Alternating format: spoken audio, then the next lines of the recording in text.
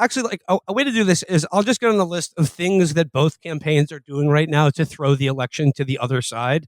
And at the top of them for Kamala right now, in addition to supporting Israel, is this country over party thing that they launched this past week to roll out the endorsement of Oh the my Cheney God. family. Jesus Of Christ. Liz and Dick Cheney. And like I just have to say here, like that this is all part of like country over party. That even someone like Dick Cheney is going to support Harris because Trump is so uniquely evil. I have said this on this show, but I will say it again. I will say it to anyone who will listen. There is not a single thing Donald Trump did in power as president of the United States that comes even one millionth too close to being as evil as what Dick Cheney did in his time in office.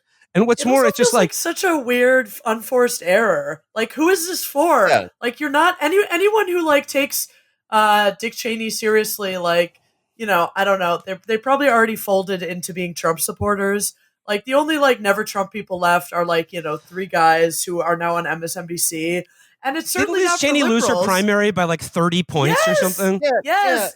Yeah, and Kamala was having like, was fucking around with Liz Cheney too, being like, "Thank your dad. I'm really glad." Are there like everyone who would be moved by the endorsement of a Cheney already voted for Biden in 2020 and then immediately died from COVID?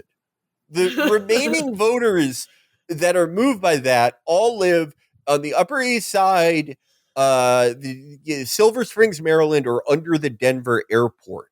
I don't like, is there anyone in like Fentanyl County, Pennsylvania, who's like, well, I was going to vote for Trump, but I was a founding member of the Project for a New American Century. I love Irvin Kristol.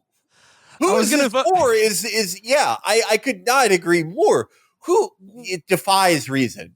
I was going to vote for Trump because I thought Kamala lacked experience, but Dick Cheney, he has experience getting big things done, like 9/11. And look how that turned out. So like, now that he's supporting the Harris campaign, it's really also just underlining American support for war criminals. Like we're backing Israel, so why not just bring Dick Cheney, war criminal, into the fold once again? I think the Dick and Liz Cheney endorsement of Harris laws, I think this excites Democratic partisans, not like some fabled mythical swing voter that's out there who's just like looking for permission to vote for a Democrat for the first time in their life. I just think it's like what they've gotten is that they've moved the Democratic Party to the right. And I think this excites Democratic voters because they love to pat themselves on the back, like with this sort of construction in their head where they're like, well, if somebody as repellent and evil as Dick Cheney could support Harris Walz, then the Trump supporters really have nowhere to go. They have no excuse not to vote for the Democrats. I mean, that is the thing. It actually doesn't really excite the Democratic base. The Harris campaign has moved to the right of where the Democratic base is. I meant Democratic partisans in the media, not so much the base. Yeah. This is all immaterial to me as someone who isn't voting, but as someone who is interested in the horse race aspect of it and, has always been interested in these things. It has been very clear to me that the Kamala campaign, after that initial burst of momentum, it became very clear that this was run by the same people who were sticking Joe in a basement and making him give thumbs up during live streams in 2020. If people remember that, it is a very similar strategy. All the stuff that worked, all the things that gave them momentum and stymied Republican attacks, they were told to stop. Tim Walz, the entire reason they picked him was because he was good on TV in a way that Shapiro wasn't. What did they do but took him off of TV and told him to stop doing the things that resonated with voters? Again, this has no bearing on whether I vote or not, and probably for most of you. But just seeing the kind of like they're busting out like the Gen Zers who run fake left-wing astroturf orgs called like Voting Tomorrow and Renewable America to yell at people already. No one is endangering this campaign more than the people who are running it. Well, and like what's so uniquely demoralizing to me as well is like I think you're totally right. The only people who are energized by a Dick and Liz Cheney endorsement are like dyed in the wool Democratic voters who are totally baked in.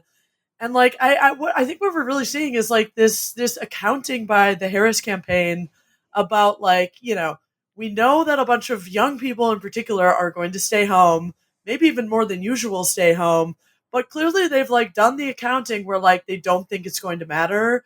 So like, whatever downside there is about, all you had to do was not endorse or not take Dick Cheney's endorsement, and maybe, a few more young people who otherwise wouldn't vote for you because of genocide are staying home, now more than ever. Like they're bargaining that it's not going to matter. And I think my prediction is it's going to be very close. And good best of luck to them that gambit pays off. I have a thing on this as well. I don't know if we were going to get to the VP debate. Yeah, I was going to get to the VP debates. Well, I have something that kind of links this together, because it's like, if you watch like especially the first 20 minutes of that VP debate on the issues of, as we mentioned, Israel, immigration, climate change, preparedness, you really got the sense that these were two people competing on who was going to most competently and compassionately execute the Trumpist vision for America. Like every term of every debate is on Trump's terms at this point. Especially like notably the immigration thing, where you've got Tim Walz out there being like, we were gonna build the wall, but Trump stopped us. Like that is the terms of these things. And then like 2 days later, you have Kamala doing this country over party thing. And I saw some people like defending this, being like, look, Liz Cheney didn't ask for any concessions from Kamala. They're not asking them to change anything. This is just showing how big the not Trump tent is for this party. She didn't need to. Yes, that's the thing. That's exactly what I was going to say. By just going fully in this like style of orange man bad is the entirety of the politics, the Democrats have been able to fully remake the party into something that is palatable for the Cheneys.